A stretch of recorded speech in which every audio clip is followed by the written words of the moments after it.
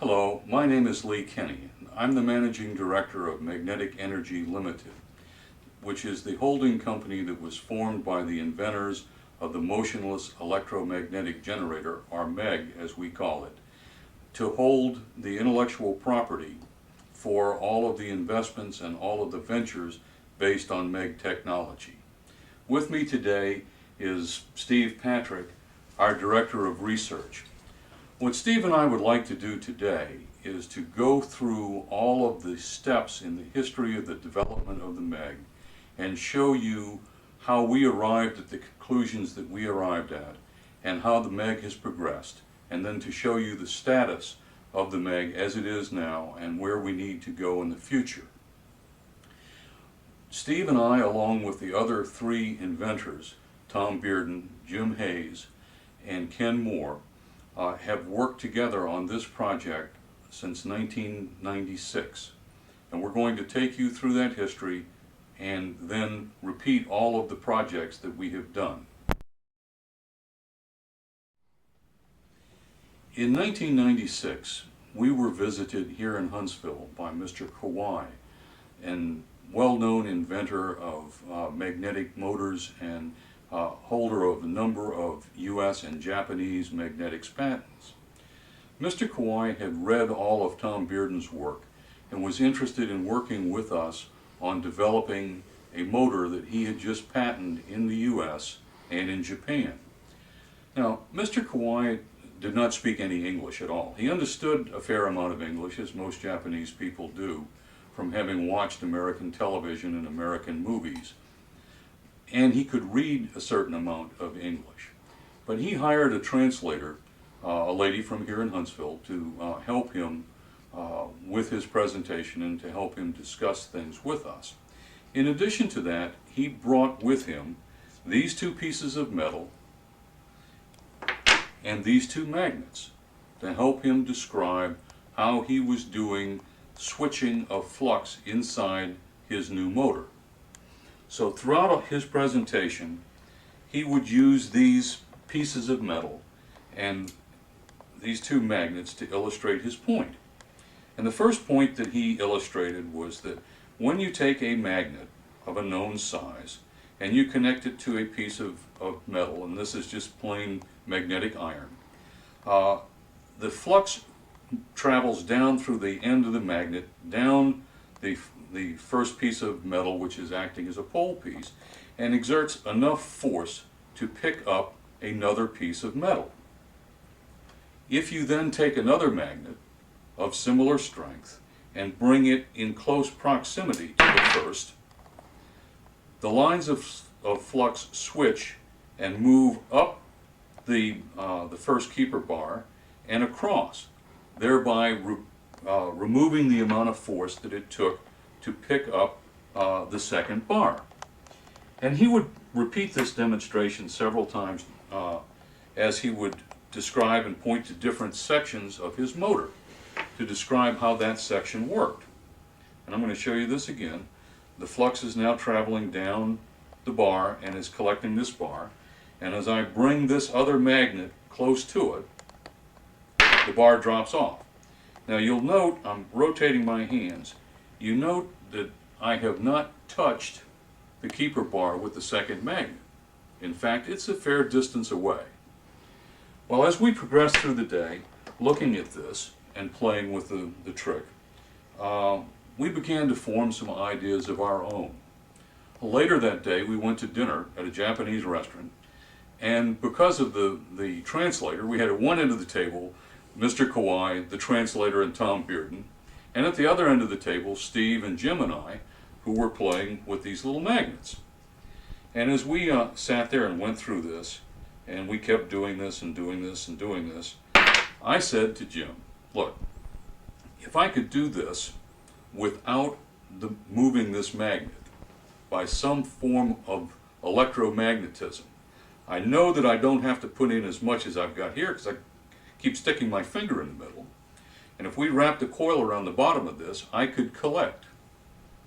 And Jim said, yeah, you could do that. Steve said, yeah, but you've got a real mess here because you don't have a closed circuit, closed magnetic circuit, and you're going to lose most of what you've got just because you don't have the circuit closed. And we all agreed as how that was true, but that for every time I move this magnet in, or I electrically did a analogous thing, what I would end up with was every time I inserted a pulse, I would get a pulse in, and when I dropped that pulse, I would get a second one. In other words, I would get two outputs for every one input. Well, that sounded like we were going to get something for nothing. So we said we had to go do this. Literally, the first MEG device that we built was this magnet, this bar, with a coil wrapped around it, and a solenoid out of Steve's garage. That was in 1996. We worked on that through 1996 and into 97. And then we came up with the second demonstration, which Steve is going to show you, to prove that in a closed magnetic loop, we could still get the same effect.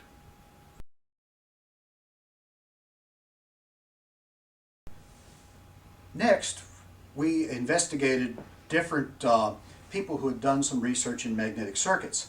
And we came across a gentleman named Radis who had worked for Westinghouse.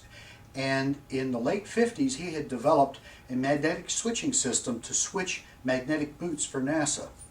He had taken this and made it into a latching relay and had several patents on it. And basically what Radis taught us was that when we have a circuit like this, with a magnet in the center, bar up here and two keeper bars, conventional wisdom, we're taught that you have the same force on both sides, the same amount of flux on both sides. But Radis showed that that's not true, that this configuration is what's known as a bistable device, where we will have one preferred side, which is strong, and one side that is weak. And it turns out that this is the weak side, very simple to pull on and off. But this side is very difficult to pull off. Once I've pulled it off this side and replaced it on this side, though, this becomes the strong side. So the device switches the amount of flux from this side to this side. And by Faraday's law, any change in the flux will generate electrical power. So therefore, we looked at how does this work, how much does it go back and forth. And the key to this was Radis indicated we could do this electrically. We've done it mechanically here, so now I'm going to hook it up and do this electrically, what I've just done mechanically. We're putting a coil on it, and what I'm going to do now is make sure that the side over here is what we call the strong side. Let it hang out, and we just have a small, and as you can see, this is a weak side over here. We have a small battery and a switch, and by merely passing a current through the coil, we have changed the flux from the weak side, the strong side on this side to the strong side on this side. Next. This experiment led us to believe that if we could put collection coils on two sides and have two actuator coils, we could then switch back and forth at will.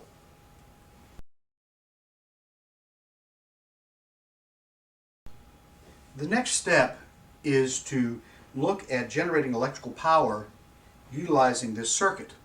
And this is basically the same setup we had previously, except now we have two coils for switching and we have two coils for collecting power. And as the device operates, and this, by the way, is the configuration that you will see in the patent. As the device switches, the flux will increase in this coil and decrease in this coil and generate like outputs of opposite polarity. So as the circuitry switches from this coil to this coil, we generate power in both sides at the same time. Another thing that needs to be remembered is that the actuator coil that is not actuated is also acting as a collector coil. So a method has to be devised to remove the connection between this actuator coil and the power supply during the part of the cycle in which that actuator coil is not being used as an actuator, but is being used as a collector. That's what Steve put together in this circuit. And what you have to remember is that this part of the reason that this hasn't been done before is it's a materials problem. The material has to respond very quickly because we're looking at transients in these coils as the flux changes rapidly to get a very high output. However, it occurs at a very short period of time in a matter of microseconds.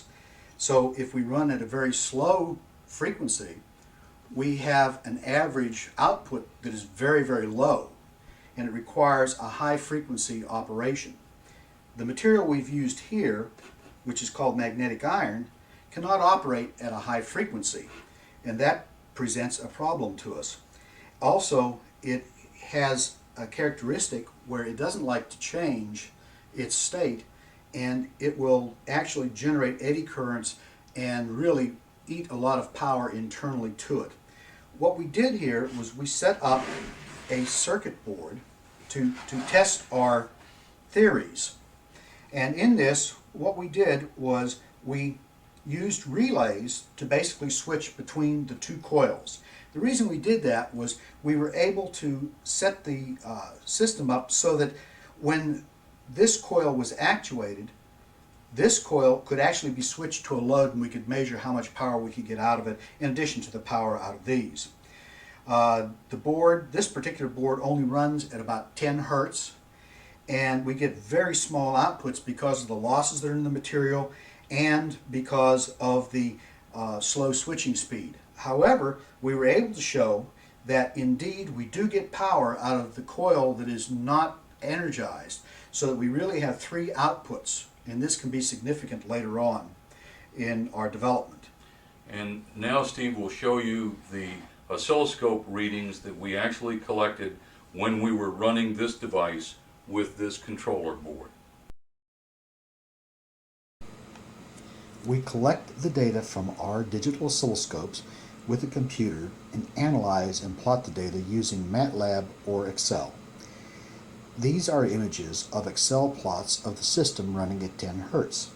The top trace is the power measured at the A input coil, and the bottom trace is the power measured at the A output coil. The color shading represents when the input coil is energized, green for side A, tan for side B. The side B data is a mirror image of the side A data.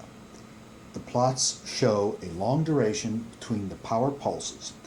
They only occur when the coils are turned on and off. We were able to detect output power in the input coils when they were not powered.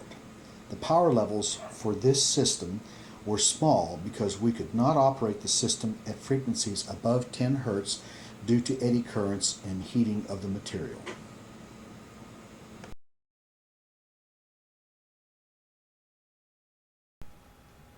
In the next phase of our development, we moved to a material that was more suitable for switching. The configuration you see here represents the same configuration that you saw with the bars of magnetic iron. However, the material now is a more advanced material that's called NanoCrystalline, and the NanoCrystalline material allows you to switch faster and carry more flux than the other material did. We have added output coils, just like the other, and two input coils. These are controlled by an electronic control board that uses a standard switching circuit and drives it through drive transistors. The problem with this system is that we really are not able to extract the power out of the one coil, the input coil that is not turned on, because of the circuitry that we're using.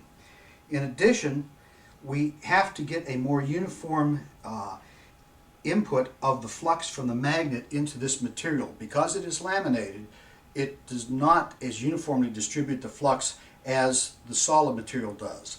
So we have to develop new schemes for injecting the magnetic flux in without causing parts of the core to saturate to get significant power out.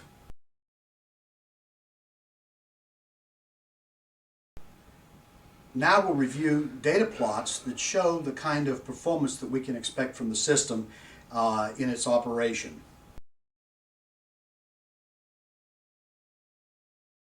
Again, the data displayed is for the side A input coil top and the side A output coil on the bottom.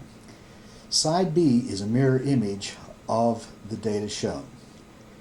Because the nanocrystalline material responds rapidly, we were able to run the system at 31 kilohertz. The material doesn't absorb significant energy and does not heat. We couldn't directly connect a load to the input coils that we were not activating. However, we were able to place a device called a transorber across the coil. This allowed us to measure part of the power available in this coil. If we sum the output for both sets of coils and include the power from the input coils that were not energized, we have about 2 times the amount of power out that was used on the input coils.